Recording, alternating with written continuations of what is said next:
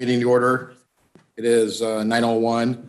I'm going to need to take in a couple extra people. I'm short a couple people on the committee. Tom is going to sit in on our meeting, appoint, and Dean Friel. Couldn't think of his. Look at me, I could read your mind. Yeah, thank you very much. So these gentlemen are going to sit in on our committee for us as appointees for this particular meeting.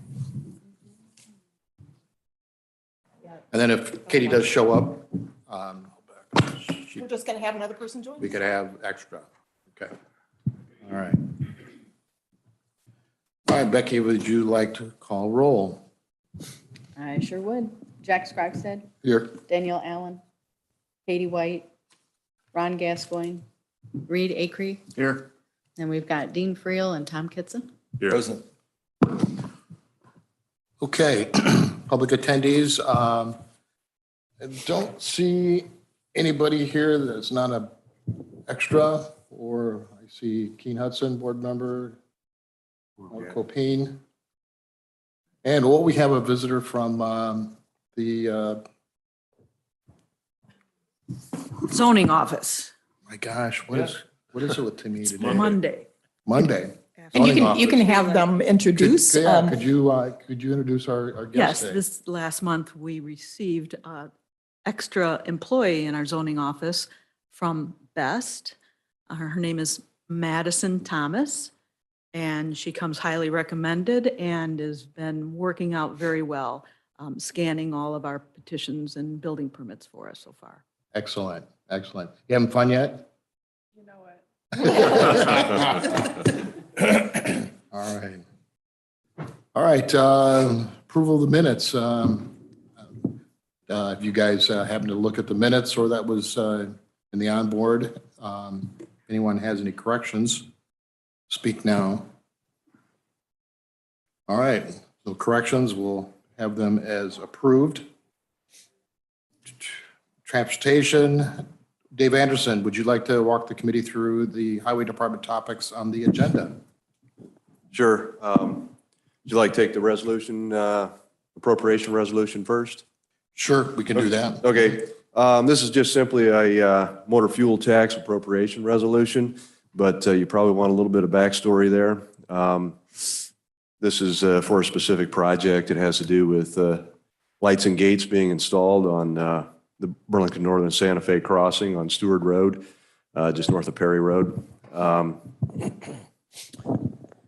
This money will actually, we're going to appropriate motor fuel tax money, but as you see in the resolution, we're actually going to get that back through the Grade Crossing Protection Fund at 100%. So we're really not going to be out anything. You see there's $55,000 there. Probably won't need that all that much, but that's okay.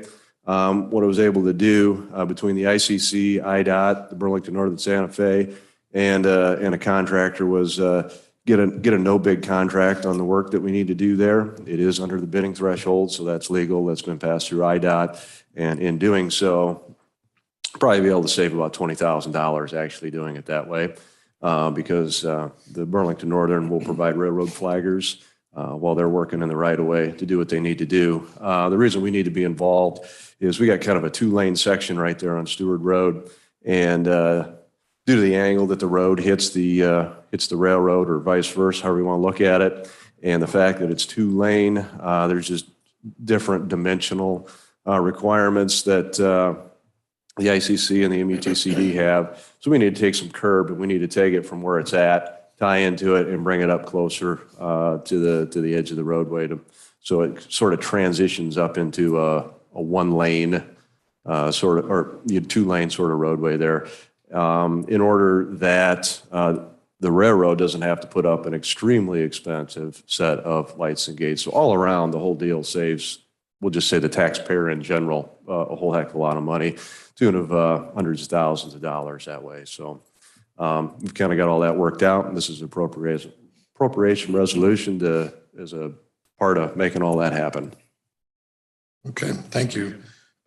All right.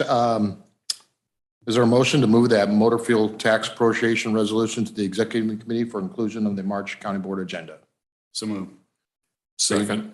Second from Dean. Any discussion on that? All right, no discussion. All in favor, say aye. Aye. All opposed, same. All right, motion carried.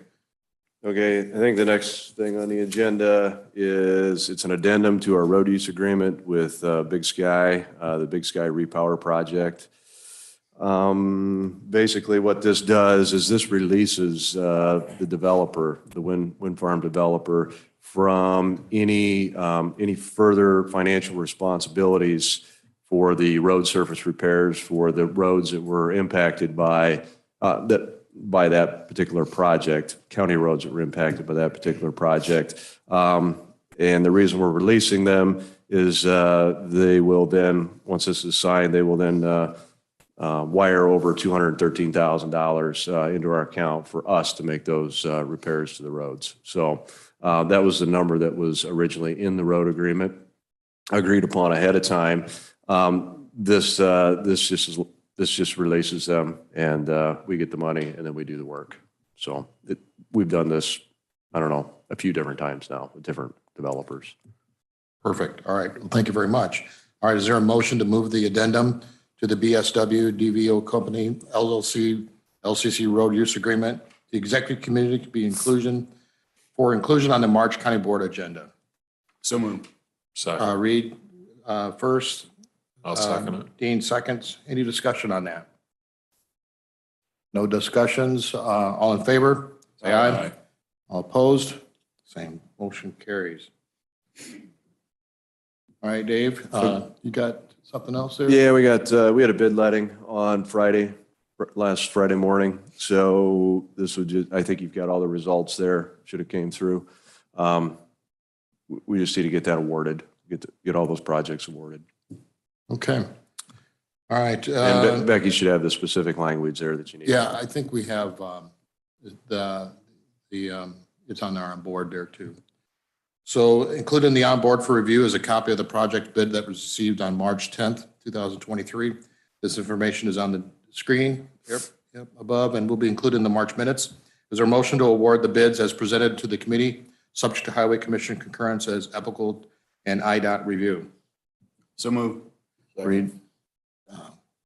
Tom seconds it. Any discussion? All in favor, say aye. Aye. All opposed?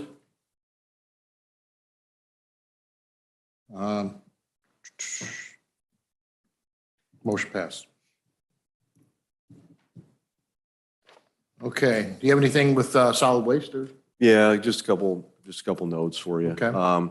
We'll be, as I mentioned, I think last week or last month, I'll mention again, April 1st, we'll start up the electronics collection there at the Highway Department. And then I've also been in touch with the Illinois EPA, and we're going to schedule a municipal tire collection event. It'll be sometime in June.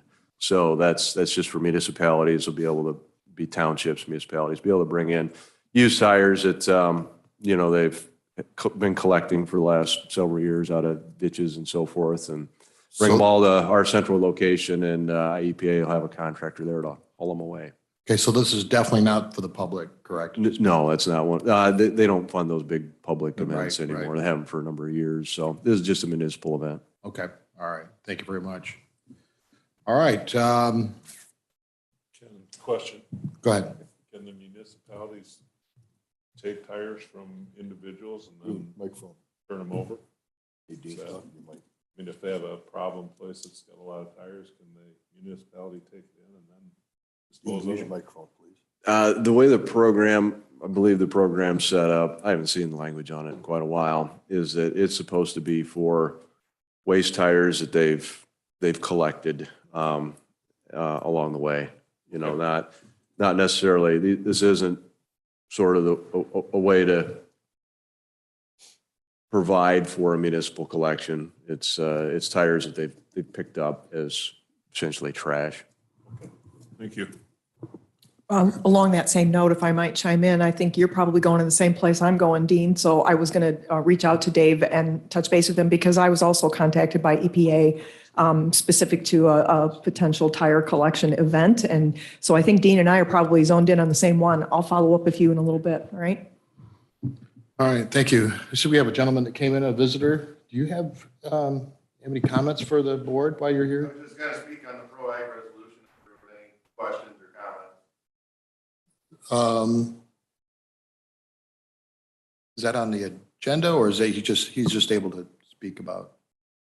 You know what? I think we put this actually on the executive committee's agenda, not this meeting, but there's an opportunity for the public to speak anyway. So why don't you, Jack, defer from your agenda for a minute and let him share whatever he'd like to share on it. Yep. Do you want to put it on the screen? Do you have a copy of it? We do. We'll find it real quick. And then when Go to executive. you approach it, just tell us your name and whatnot, so. Adam Henkel, Lee County Farm Bureau President. The Illinois Farm Bureau has put forth a PRO-AG resolution to all the county farm bureaus, asking us to approach our county board members, adopt this PRO-AG resolution. Basically, there's just a lot of facts in it. 23% of the county is employed some form of agriculture. 29% of the tax base in the county comes from some form of agriculture production. There, it's up on the screen now. It's a resolution, so I know that we have to approach this every 2 years as a new board is seated and go through this, but it's just, hey, think about us, think about the farmer every time there's something comes along that's going to affect anything in agriculture. So as Adam said, there's a lot of statistics in the resolution that I actually found fascinating. But, seriously, I don't think any of us really appreciate how much of our industry and economic progress in Lee County is attributed to the ag industry. So this is just kind of a nice reminder of that. And it is asking for the board to say, yes, we are pro the ag industry. It'll be coming through executive committee and ultimately onto the full board this month. So Yes, yeah. So the board meeting this month happens to fall during Ag Week, National Ag Week. So it's a perfect month to get this put through and get it passed. And then we have asked a section FFA officer to come to the Thursday night meeting and help to ask for approval of this. And we get it done. We got a nice plaque and get some handshakes and pictures, and everybody gets that warm fuzzy feeling. Yeah, we all like that. we like warm and fuzzy around here. We try to do our part. All right. Well, thank you very much, sir, Thank you. for bringing that to us today. Thank you. Hey, Jack. All right. Jack. What, can I ask your title, Mr. Hinkle? What was your title? Lee County Farm Bureau President. Thank you. All right. Assessor's office, Jennifer, you have anything for us today? Good morning. We don't have much going on today. We have moved officially from the 2022 assessment year and turned our abstract into the state. We've rolled our file over to the extensions office for them to start working on. And we are working on 2023 now. We'll be sending our exemption applications out to the public before too long and start working on 2023. The assessors have picked up their task lists for to start working on going out in the field and working on things that need to be done for this year, and we're going forward there. So that's kind of where we're at right now. And Thank you. Sammy's going to talk on where we're kind of at with our GIS. Thank you, Jennifer. Good morning, everyone. Regarding the GIS department, I've been working on the following projects: improving the quality of the wastewater department GIS data, updating and validating new addresses on the E911 GIS map, preparing and validating our existing GIS data to match the NG911 data format, and uploading the data to the Illinois State Police Hub website. I also have been working on reviewing the county legal boundaries data to update and report any changes to the boundary and annexation survey form requested by the U.S. Census Bureau.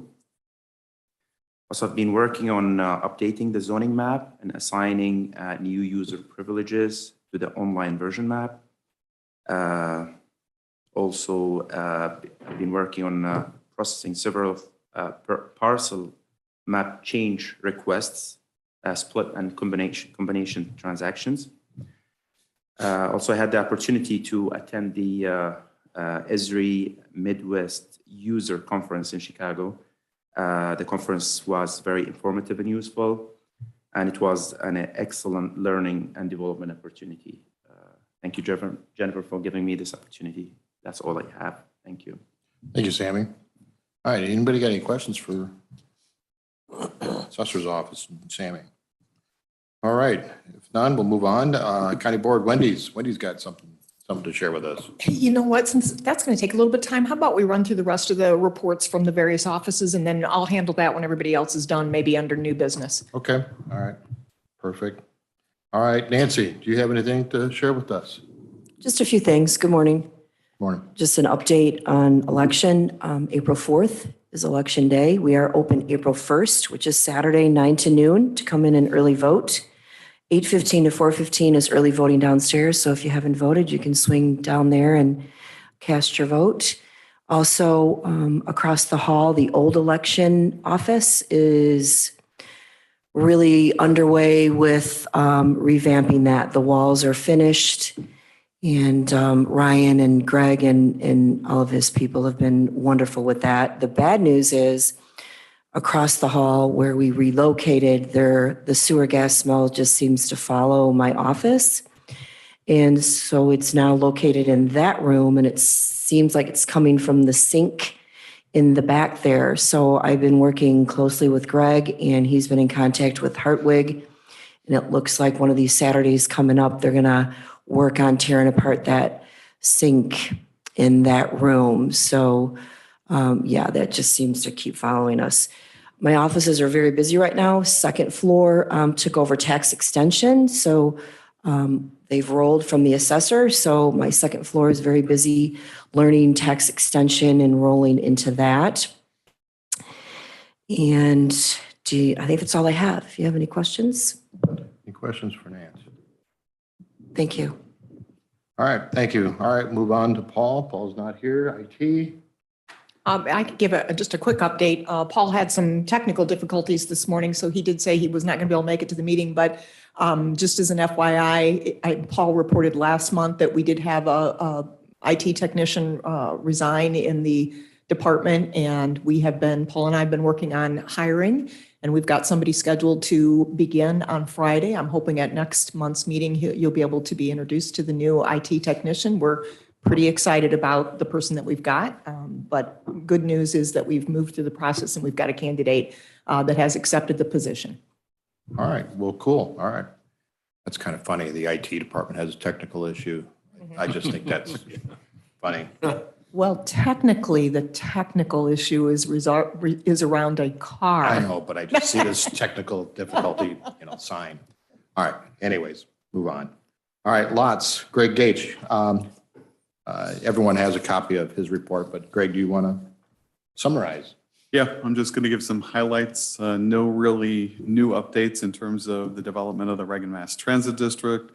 What's front and center right now is the development of contracts for FY 2024, state fiscal year, July 1 through June 30.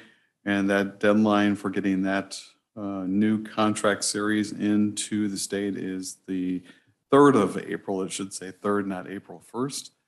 In terms of rider data for the last month, I thought it actually might be more interesting to give you a couple updates on 2 quarters of full data. During the period of July 1 through December 31st, we provided 40,510 rides, a total of 11,899 hours.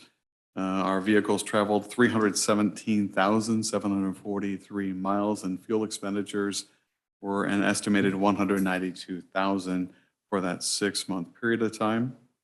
In terms of vehicles, we're working currently with IDOT on a federal proposal for some additional electric vehicles. They have an application they're going to be submitting by the 13th of April. And so we're looking at least 2 more electric vehicles. I think this committee is aware already that we have 2 in the pipeline through the Michigan Department of Transportation. No word or update on when those might be delivered from Michigan to us. In terms of other vehicles, IDOT has been working with us on transferring some gently used vehicles. We had a chance to go up to McHenry County and look at 3 minivans that we're looking to put into the system. They actually were used by a healthcare system and seem to be in pretty decent shape. One only has about 36,000 miles, so that will be a nice addition to the fleet overall. And on the back page, I don't think I gave a report in terms of the A&E firm. We had gone out for bids for the architectural and engineering for work on the addition to our Reagan Transit facility.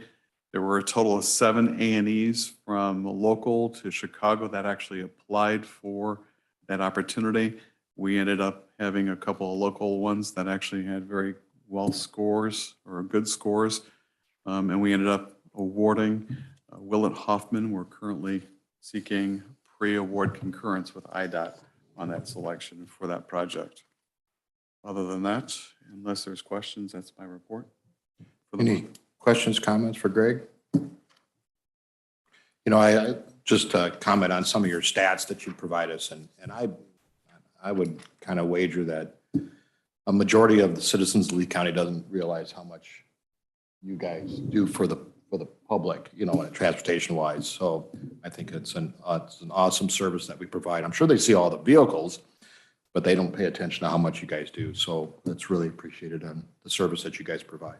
Thank you, Jack. All right. Chris, Regional Office Education, you have your on board your report, but I'm sure you'd like to summarize that. Thank you. Thank you. And I keep encouraging our programs to just give me a paragraph on what we're doing. And I know though we're cutting it down, it tends to be about 13 pages every month, but I love it. We've been really busy. So summarize a couple things. Right now, we're pretty busy starting to get things packed up for our move.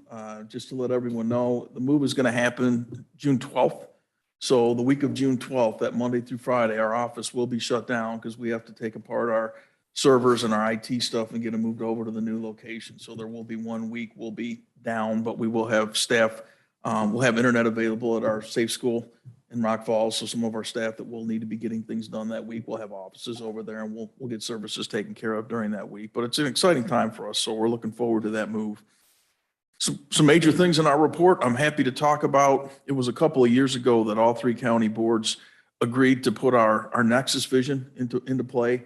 We knew that there was families out there that needed help during the pandemic, and there was students and families that needed extra support that the districts couldn't give. And with the ARP money that all 3 counties gave us to get the program off the ground for 1 year, it's one of our biggest programs now. And they've done so much work with so many families in the 3 counties that I submitted them to the state for an award. And I'm happy to say they did get their award. So we just found out that they will get an award for meritorious service from the Illinois State Board of Education that will be presented at their big banquet that they have every year. It's called Those Who Excel Banquet in Bloomington in April. And we're excited to be going down for that and having our team get recognized. Continue to provide you with professional development updates. And then under our pathway endorsement work, we had a couple events in our agricultural pathway endorsement where we're encouraging more high schoolers to get involved in the ag fields. We just had a big Cultivating Connections and Ag Education Networking session that was held at Teton's Grain on February 3rd. And later on in the report, if you look through it, a lot of those pictures are from that event. And then upcoming April 21st at Sauk Valley will be our annual education symposium where we're going to have several more high school graduates that are going to graduate from our 3 counties with the education pathway endorsement, which gets them a head start on becoming educators when they go to Sauk Valley Community College. So we're excited about those 2 things, and we continue to develop our manufacturing pathway and our health science pathway to kind of meet the demands in the area for the medical shortages, specifically a lot of the nursing shortage. So continues to be professional development updates that you can look through when you get time. Wanted to jump ahead here to halfway through the report. You'll see that the Sauk Valley newspaper did a really nice write-up of our Nexus program on that award that we got partnered with Amboy High School. I wanted to list all of our school districts that we help, but the award category only allows you to submit one school district, and we did quite a bit of work with Amboy, and they were more than happy to partner with us on writing that award. So again, Amboy School District will be down there with us when we get recognized for that award. Our Parents as Teachers first year program just got done with their audit. They call it monitoring, but their audit with the state of Illinois they go through came through with flying colors, as they always do, because they do great work. But it was interesting, if you look at the page on the report, we did break down a number of families that we're working with, and we have about 80 infants in the program right now and their families, and you'll see that 16 of them are from Dixon. So we continue to do a good job with that. And I thought it was interesting, if you look at the bottom of that page, that, you know, these are newborns to age 3, and 30% of them right now are dealing with homelessness. 12 of our children are involved already with DCFS cases, and we have 5 that are already in foster care.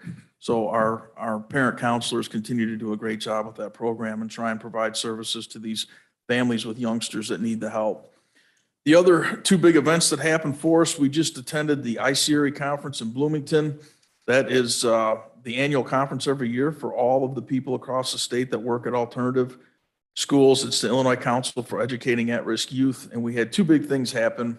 We nominated one of our students, Madison, for an award, and she actually made the top 5. So when that happens, her and her family get invited to the conference, and we get to talk a little bit about the student, and the family gets to see them get their award. So that was a huge deal for Madison and her family. And also, Mark Morris, our principal, got nominated for a Leading in Excellence Award for the work that he's done running our alternative school for the last 3 years, and is very deserving. And it was nice to see Mark get recognized by Diana Meridian, and you can see those pictures are in there also.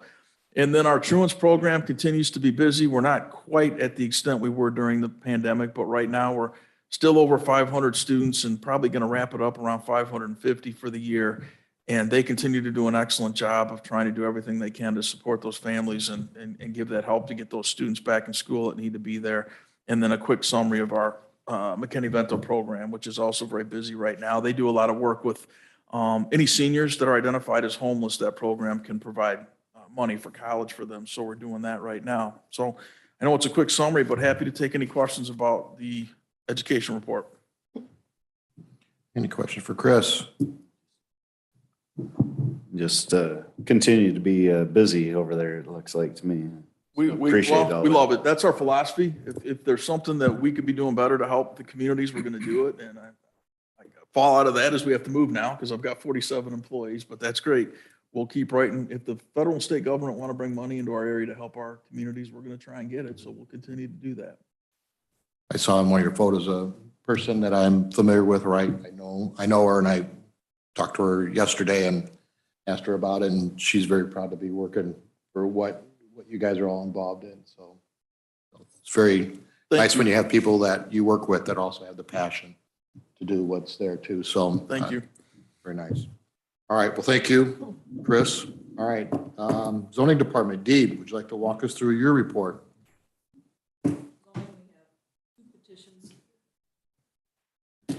2 petitions coming next month to our ZBA. And those are on board, I believe. And we have 2 reappointments that will be coming for vote this month in front of the county board for 2 members of our zoning board. Okay. Board. All right.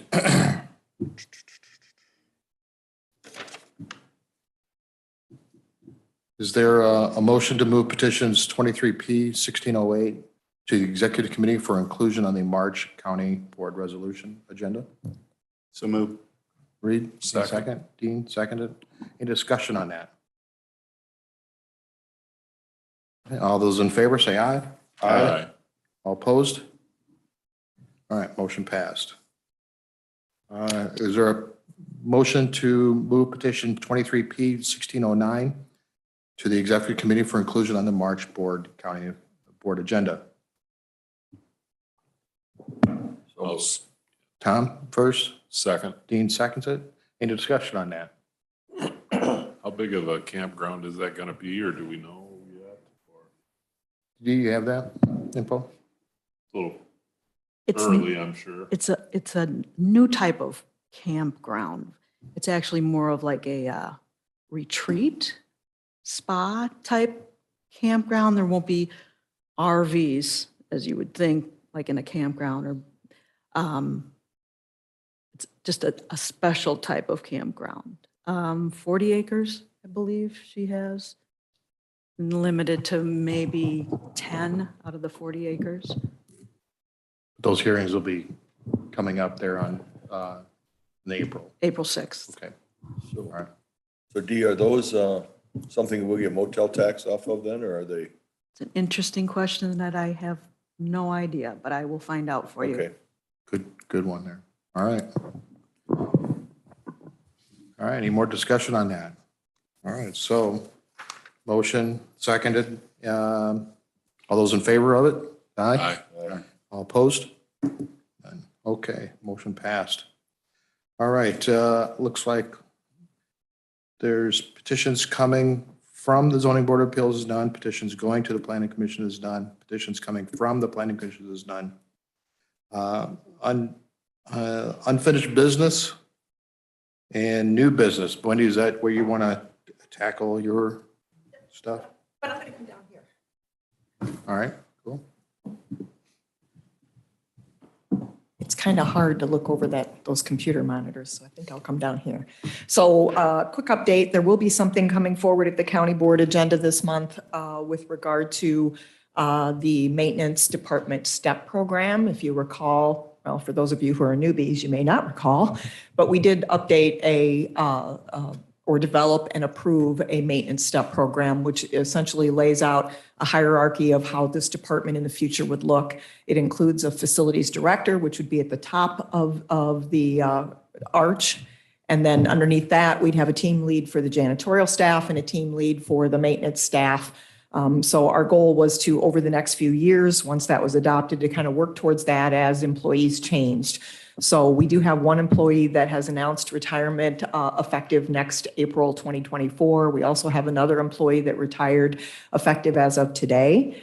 And so this is the time to kind of naturally progress into that STEP program that we were looking at. So I'm going to be going to Finance Committee this month and asking for the dollars to actually, and the permission to actually move forward and hire a facilities director position. Again, I think the budgetary impact of that is going to be, if not completely offset by the retirees, mostly offset by the retirees. The retiree, as of this morning, I haven't had time to factor into it, so I'll do some more calculations. But I wanted you to just be aware that that'll be moving forward to the Finance Committee this month for approval to go ahead and start that hiring process. But the thing I really wanted to talk to you about is the handbook changes. So in your packet is some changes that I am proposing to the handbook, and I'm just going to give you a high-level overview of those. The packet includes the actual handbook with all the changes tracked in it in blue, so you'll be able to very quickly see what was changed. So I'm going to run through these real quick, and I'll just give you an overview of why I'm recommending a change. So starting at the top, section 4-6, is sick leave to care for family members. So the Illinois adopted a new law that went into effect as of January 1, I believe. But it essentially says that an employee that has sick time should be allowed to use that sick time, or shall be allowed to use that sick time if a family member is sick. To be honest with you, I think that's been a longstanding practice in Lee County. If a child is sick and you need to stay home with that child, I think that typically the department head would authorize that. This just solidifies that practice and makes it clear in the handbook. And it's, again, following the state statute that was recently adopted.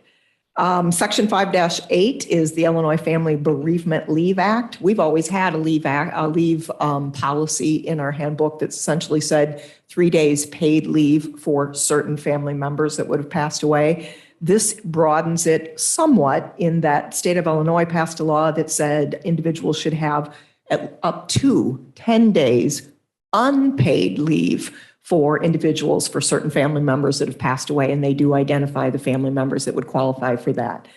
They also, in the state statute, made a provision that said if you want to substitute any paid leave offered by your employer, then you're willing to do that. So in essence, what this would do is allow employees to have their 3 days paid leave, which they've always had, and then up to an additional 7 days of unpaid leave should they need it for family bereavement.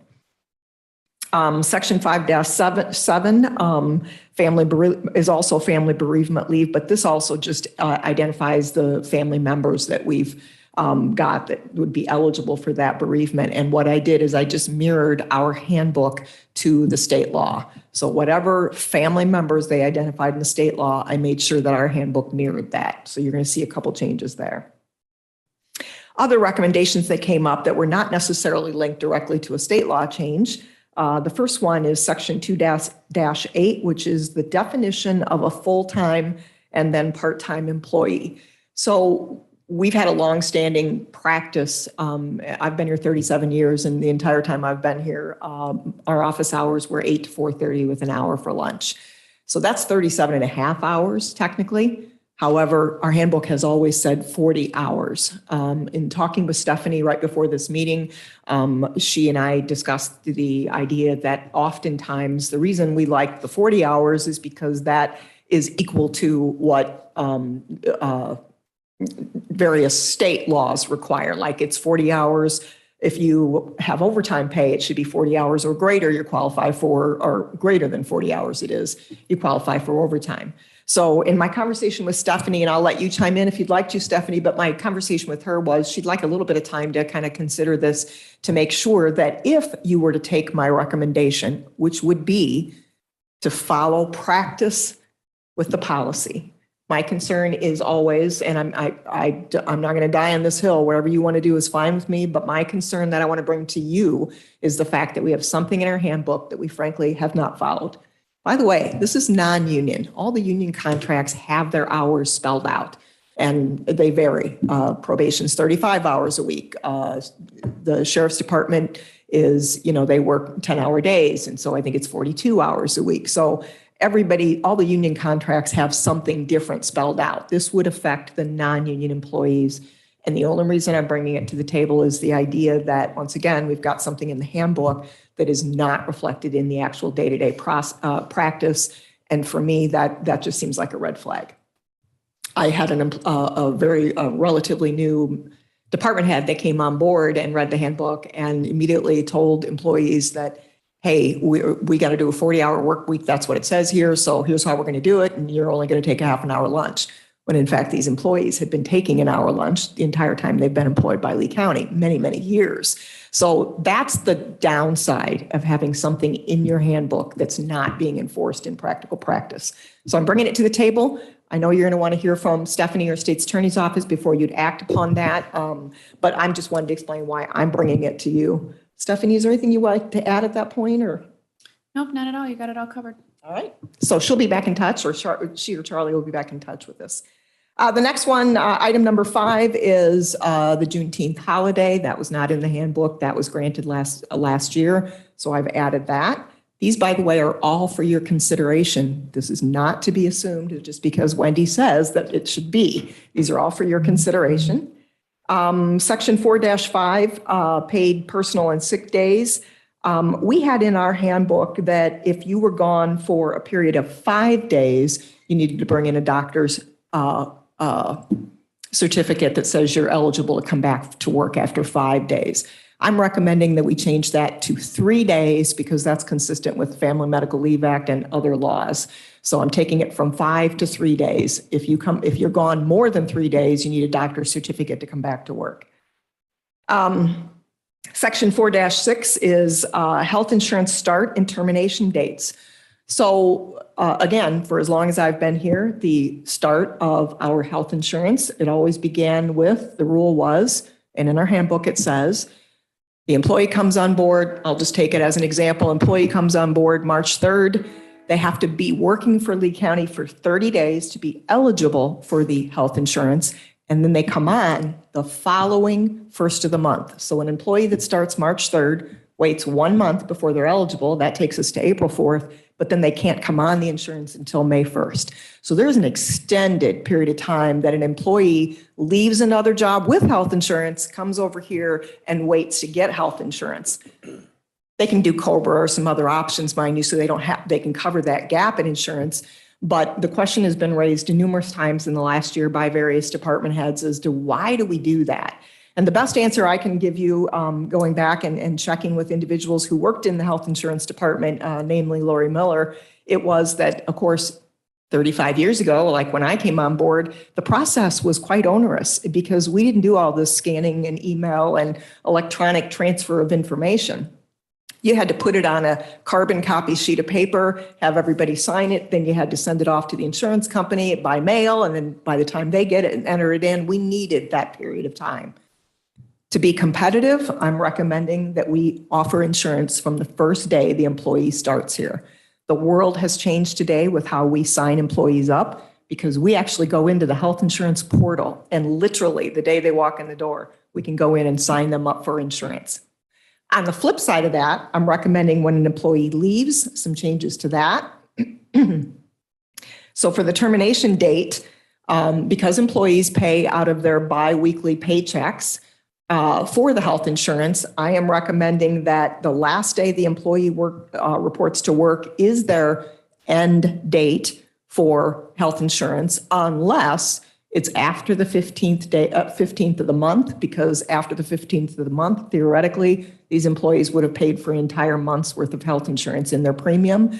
And further, after checking with our health insurance company, they said we will always, after the 15th of the month, we're rolling it to the first of the month. In other words, they will require coverage through the first of the next month if the employee resigns after the 15th of the month. So I'm just mirroring what our health insurance company does. The recommendation to move to health insurance in the first day the employee comes on board, by the way, is very much the standard. I did check with our health insurance company, and that is industry standard these days. And it's a way for us to be competitive when we're trying to get employees to agree to come work for the county. If they understand there can be almost a 2-month gap for health insurance for their family, that's going to cause them some hesitation. So to be competitive, I'm recommending this. By the way, I didn't say, but I am open to any conversation. I'm going to go ahead and finish running through these, and then we can discuss any one of these items that you'd like to comment or discuss, all right? Excuse me. Section 6-5, personal cell phone use. We had language in there that absolutely prohibits an employee to use their personal cell phone for work. Excuse me.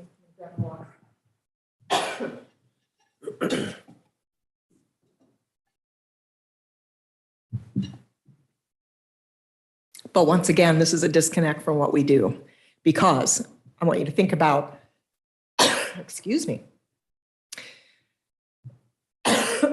Sorry, guys. There are a number of employees. Becky is a perfect example here of employees who use their personal cell phone all the time. It's the way of the world. Maintenance department staff, IT staff, health department staff. Maybe this would be a good time to take questions so I can stop coughing. But bottom line is, I'm recommending a change to the policy that would allow that with department head approval. There's another section in the handbook that would allow some limited compensation for use of that if it's required by the department. Again, IT is a really good example of that. Jonathan and those guys are using their personal cells all the time. The option here is we could issue county-issued cell phones, but the employee then would carry around 2 cell phones, and it would cost us a heck of a lot more than allowing them to use their personal cell phone and offering some limited reimbursement for the use of that cell phone. So I'm making that recommendation to, again, mirror what our practice is. Section 6-7, business and travel expenses. We had a policy in there that said that we are going to cap meals at, I believe it was $40 per day. But then we had other policies in there that said that if you leave after 7 p.m. or you get home prior to 7 p.m., then you're not eligible for breakfast or you're not eligible for dinner. So, but we didn't really specify, well, then you can't get are you going to spend $40 for lunch for the one meal you do get? We didn't clarify that. So I'm recommending that we clarify the meal reimbursement and identify it per meal. So breakfast has a certain threshold, lunch has a certain threshold maximum, and dinner has a certain threshold maximum. By the way, policy has always said that it get reimbursed, you have to have a receipt. So you're only going to get reimbursed what the receipt says. It's not, we're not going to give you the flat, this is not a flat fee that we're going to give you. It's based on receipts. But this clarifies if you're not eligible because you left home after 7 p.m. or you got home prior to 7 p.m., if you're not eligible for those other meals, it very clearly states then what you are eligible for lunch. So that's my recommendation there. Section 7-2 is back to there was a couple places that cell phone use was referred to in the handbook. This particular section prohibited an employee from using a cell phone to do any recording or take photos, which logically makes sense. However, I've added the provision that says without department head permission, because again, we have employees that will use their cell phone to take a quick snapshot of something and send it to a coworker. Health department does it, IT does it, maintenance does it. So, we all have our cell phones in our pocket and we're all using them for a lot more broader purposes. And I just want to reflect that in our handbook. So in order to record or take a photo, you need to express authority from your department head to do that. Last but not least, item number 11, 8-1 section, I am adding the term lawful substance. This is under the discipline and discharge section. You can be disciplined or discharged for using unlawful substances. I have added lawful substances which could impair the ability to perform the work duties because of marijuana now. And Stephanie, can I give you another shout out to that section? Would you just make sure that section makes sense from a legal perspective, the way I added it? Because I don't want to broaden this to a whole bunch of stuff, but I was thinking specifically marijuana, and maybe the better thing to do is just simply state marijuana. I don't know. But the intent here is to allow a department head to discipline an individual if they come to work impaired, not just for unlawful substances, but also for lawful substances. If they're using marijuana lawfully, that's one thing, but don't come to work impaired. That's what I'm trying to get across in that section. Well, the same thing would be, alcohol is lawful. So if they're coming to work intoxicated, well, I think if they're coming to work, especially in our area, and you got an employee that smells like alcohol, I'm not for that, regardless if they're impaired. I don't, that's just my 2 cents. So the handbook does allow department heads under, and I believe the legal term is reasonable suspicion. If they have reasonable suspicion to believe someone is impaired from alcohol or otherwise, that they can send that employee for testing, and there's protocols to how to do that. So, yeah, agreed. Any other questions or comments on any of these items? Like I said, Stephanie, on the 40-hour work week will get back to us on that. Otherwise, I'm looking for your feedback. I'm going to be talking to every committee this week to kind of lay out these items, and I'm looking for approval at the full board meeting this month for these handbook changes. I do appreciate the fact that you're trying to be competitive, like say with the insurance and That's some of the. awesome. It just I don't know needs why. to be done these days so you can acquire good employees. I will also point out, this is all referencing the handbook. The union contracts sometimes address some of these items and sometimes they do not. If something is not addressed in the union contracts, the bargaining contracts, then it defaults to the handbook here. If any of these items are in a bargaining contract, though, that will have to be worked out when we go to the bargaining table with the various unions. So there will be some things that will be, and this is one of them, the health insurance is one of them, because the union contracts all state that as well. I got one quick question on the meals. You mean that the employee has to give you receipts and that's what we reimburse them for? Absolutely. And that's the way we've always done it. Is we've always required a invoice or a receipt from the store. Yeah. Okay. Mike. Morning, Wendy. On the health insurance coverage, is there anything there? Is our underwriter agreeable? As you said, there's not going to be even though they would accept them, a trial period for qualifications between the two different carriers? So I checked with the health insurance carriers before I brought it to the table here. I wanted to make sure that we, and absolutely, this, and in fact, what I was told is this is kind of industry standard. This is very common practice.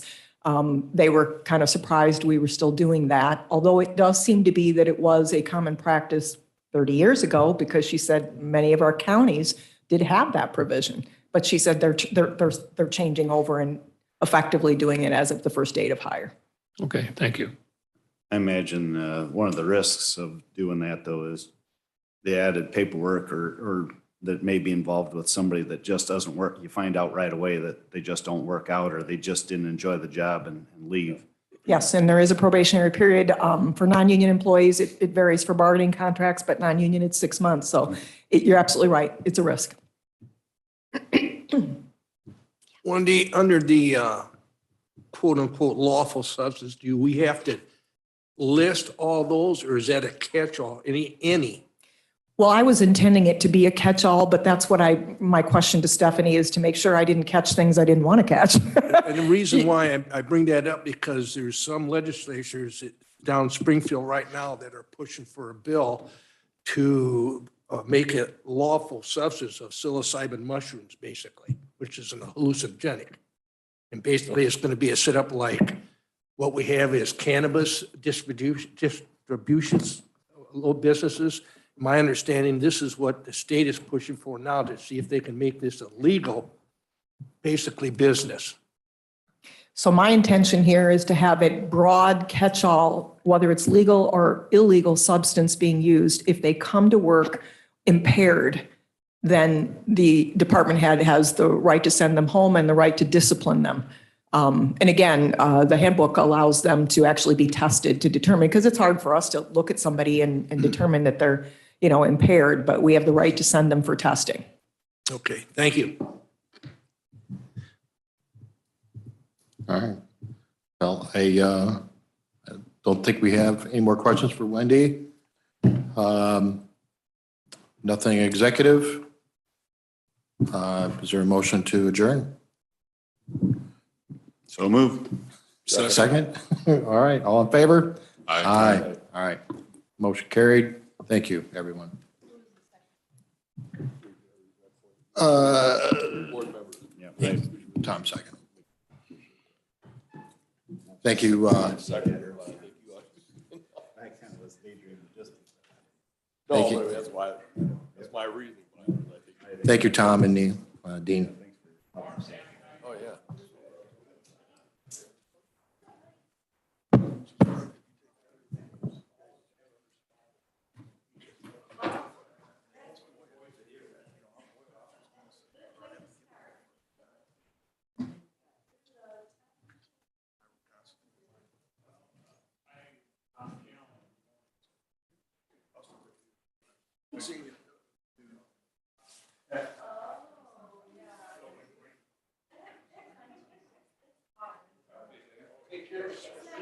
Longer days.